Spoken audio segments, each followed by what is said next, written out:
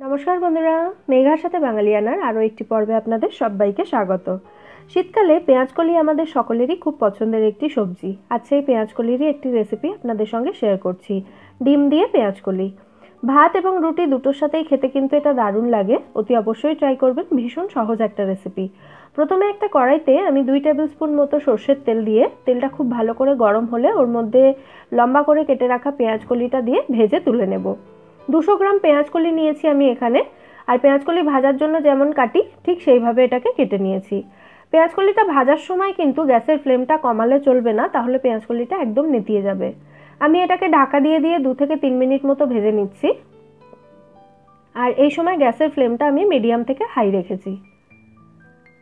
পেঁয়াজকলিটা হালকা করে ভাজা হয়ে গেছে, চাইলে আপনারা ভাজার সময় একটু নুন হলুদও মিশিয়ে দিতে পারেন। পেঁয়াজকলিটা তুলে নিচ্ছি।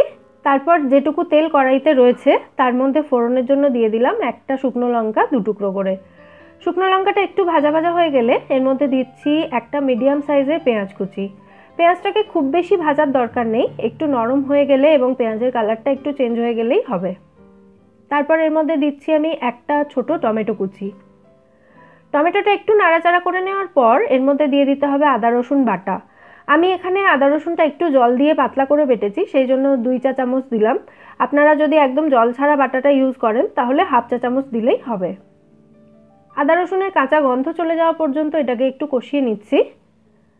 তারপর এর মধ্যে দিচ্ছি স্বাদ মতো নুন, হাফ চা চামচ হলুদ গুঁড়ো, হাফ চা চামচ লঙ্কা গুঁড়ো এবং 2টো কাঁচা লঙ্কা কুচি। ঝালটা কিন্তু যে যার স্বাদ অনুযায়ী দেবেন। এরপর এই সমস্ত মশলাটাকে একসঙ্গে আমাদের 2 থেকে 3 মিনিট মতো কষিয়ে নিতে হবে। এর মধ্যেই দেখুন টমেটোটা অলরেডি নরম হতে শুরু করেছে। আমাদের মশলাটা কিন্তু এখানে কষানো হয়ে গেছে। এবার কড়াইয়ের একটা সাইডে আমি এই মশলাটা সরিয়ে দিচ্ছি। এরপর মশলার পাশে যে খালি জায়গাটা রয়েছে ওর মধ্যে আমি 2টো ডিম ভেঙে দিয়ে দিচ্ছি।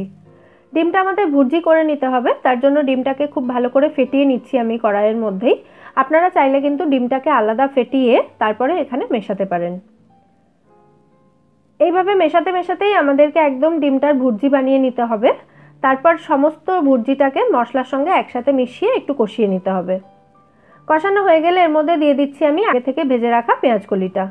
পেঁয়াজকলিটা দিয়ে এটাকে খুব ভালো করে 2 থেকে 3 মিনিট একসাথে ভাজা করে নিলেই আমাদের রান্না কিন্তু এখানে একদম রেডি হয়ে যাবে।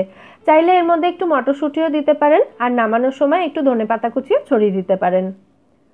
তৈরি হয়ে গেল ডিম দিয়ে পেঁয়াজকলি। অবশ্যই এটা বাড়িতে ট্রাই করবেন এবং আমায় জানাবেন এই রেসিপিটা আপনাদের কেমন লাগলো। আর এই রেসিপিটা যদি ভালো লাগে বরাবরের মতো লাইক এবং শেয়ার করতে কিন্তু একদম ভুলবেন না।